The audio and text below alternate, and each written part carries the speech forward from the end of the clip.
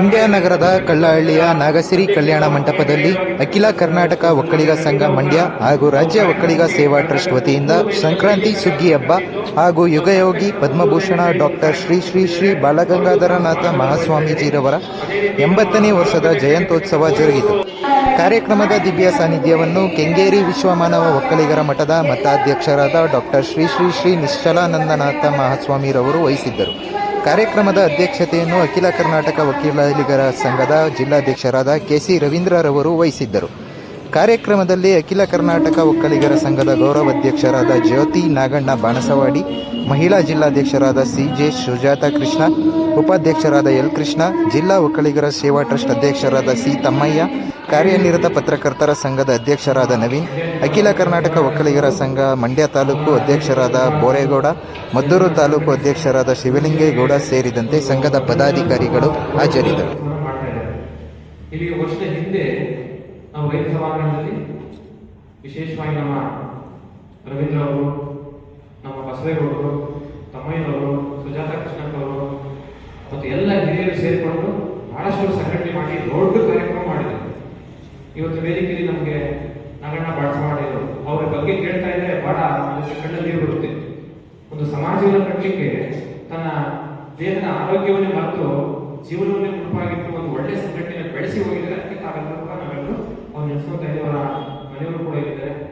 ಹಾಗೆ ಈಗ ತಾನೇ ನಮ್ಮ ಈ ಒಂದು ಕಾರ್ಯಕ್ರಮದಲ್ಲಿ ಪರಮಪೂಜ್ಯ ಗುರೂಜಿಯವರ ಆಶೀರ್ವಾದದೊಂದಿಗೆ ಸನ್ಮಾನಿತರಾದಂತಹ ನಮ್ಮ ಗೌಡರು ಎಲ್ಲರೂ 4 ಜನ ಸನ್ಮಾನಿತರಿಗೆ, ಈ ಸಂಘಟನೆ ಎಲ್ಲ ಪದಾಧಿಕಾರಿಗೆ, ಇಲ್ಲಿ ಬಂದಿರುವಂತ ಎಲ್ಲ ಹಿರಿಯರಿಗೆ ನಾನು ಶುಭವನ್ನು ಕೊಡ್ತೇನೆ.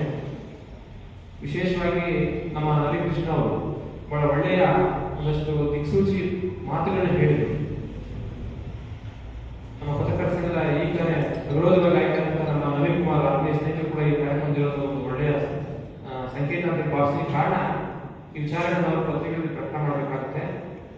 ಅವರು ಜಿಲ್ಲಾಧ್ಯಕ್ಷರಾಗಿರೋದ್ರಿಂದ ನವೀನ್ ಕೃಷ್ಣ ಅವರು ಸಾಕಷ್ಟು ವಿಷಯಗಳನ್ನ ಹೇಳಿದರು.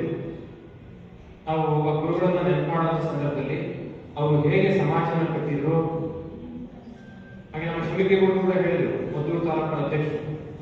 ಅವ್ರು ಯಾವಾಗಲೂ ನಮ್ಮ ಜೊತೆ ಬರ್ತಾ ಇರ್ತಾರೆ, ಎಲ್ಲೇ ಕರೆದು ಬರ್ತಾರೆ, ನಮ್ಮ ಜೊತೆ ಸಾಕಷ್ಟು ವಿಷಯಗಳು ಹೇಳ್ತಾರೆ ರೈತ ಸಮಸ್ಯೆಗಳ ಬಗ್ಗೆ.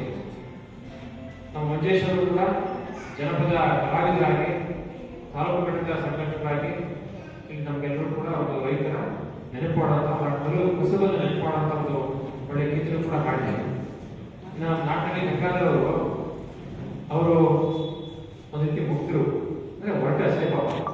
ಅವ್ರು ಯಾವಾಗ ಹಿಂದೆ ಮುಂದೆ ನೋಡಲ್ಲ, ಎಂಥದೇ ಸಂದರ್ಭದಲ್ಲಿ ಹೊರಟುತ್ತಾನೆ ಅಷ್ಟೇ ನಿಷ್ಕಲ್ಮಶವಾದಂಥ ಹೃದಯ ಇದೆ ಅವರಿಗೆ. ನಾವು ಯಾರು ಬೇಸರ ಮಾಡ್ಕೋಬಾರ್ದು, ಏನಪ್ಪ ಇಷ್ಟ ಮಾಡ್ತಾರೆ. ಅವ್ರಿಗೇನೋ ಒಂದು ಅಭಿಮಾನ, ಮಹಿಳಾ ಸಂಘಟನೆಯನ್ನು ಬೆಳೆಸುವಂಥದ್ದು, ರೈತರಿಗೆ ಬೇಕಾದಂಥ ಗ್ರಾಮೋದ್ಯೋಗವನ್ನು ಬೆಳೆಸುವಂಥದ್ದು, ಸಹಕಾರ ಸಂಘ ಬೆಳೆಸೋದಕ್ಕೆ ಬಹಳ ಚೆನ್ನಾಗಿ ಕೆಲಸ ಮಾಡಿದ್ದಾರೆ. ಹೋದ ವರ್ಷದಲ್ಲಿ ಕಾರ್ಯಕ್ರಮ ಮಾಡಿದಾಗ ಬಹಳ ಕಷ್ಟಪಟ್ಟಿದ್ರು ನಮ್ಮ ರವೀಂದ್ರ ಅವರು, ಇಡೀ ತಂಡ, ಕೃಷ್ಣ ಅವರು, ರವೀಂದ್ರ ಅವರು ಮತ್ತೆ ಎಲ್ಲರೂ ಕೂಡ. ಈಗ ಒಂದು ಒಳ್ಳೆಯ ಸಂದರ್ಭ, ನಮ್ಮ ನವೀನ್ ಕೃಷ್ಣ ಅವರು ಹೇಳಿದ ಹಾಗೆ ನಾವೆಲ್ಲ ಹಿಂದಿನ ಜೀವನದ ನೆನಪನ್ನು ಮಾಡಿಕೊಂಡ್ರೆ ಈ ರಾಶಿ ಪೂಜೆ, ಸುಗ್ಗಿ ಸಂಭ್ರಮ ಅನ್ನೋದು ಕಟ್ಟಡದ ಒಳಗಡೆ ನಡೀತಾ ಇರಲಿಲ್ಲ. ಕೆಲವರಿಗೆ ಅನುಕೂಲ ಇರುತ್ತೆ. ಕಟ್ಟಡದ ಒಳಗಡೆ ಈಗ ಸುಗ್ಗಿ ಸಂಭ್ರಮ ನಡೀತಿರ್ಲಿಲ್ಲ.